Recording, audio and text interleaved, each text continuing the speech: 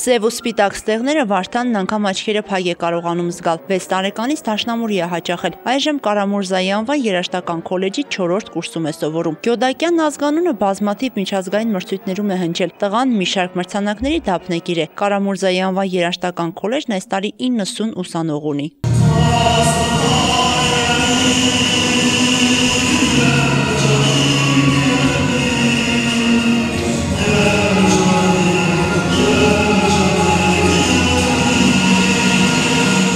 Երեքամյա քոլեջում գործում են պարարվեստի, վոկալի, կատարողական, դիզայնի եւ այլ բաժիններ։ Երիտասարդների մոտ մեծ հետաքրքրություն է առաջացրել հատկապես նորաբաց թատերական բաժինը։ Երաժշտական քոլեջը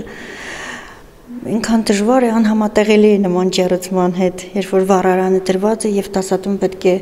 ուշադիր լինի ոչ միայն ուսանողի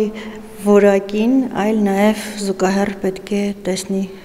վեճացել է ինչ պետք է անել, գումարած անհարմարությունները եւ բնականաբար ծնող որպես կընտրի ծնողը կնախընտրի այն հաստատություն ուսումնական, որտեղ ավելի բարեկեցիկ է, պայմանները ավելի հարմար են։ Տարիներ շարունակ երաժշտական քոլեջի շենքի ջեռուցման հարցը չէր լուծվում։ Դասարանները տաքացվում էին նավթի ու փայտի վառարաններով։ Սա նաեւ ուղղակիորեն իր ազդեցություններ ունենում ուսանողների թվի վրա։ Քաղաքում մենք ունենք բարձրագույն հաստատություն, թատերական բաժինը մեր ակադեմիայի, որտեղ երեխաները կարող են գնալ ավարտելով միջնակարգը։ Իսկ քոլեջը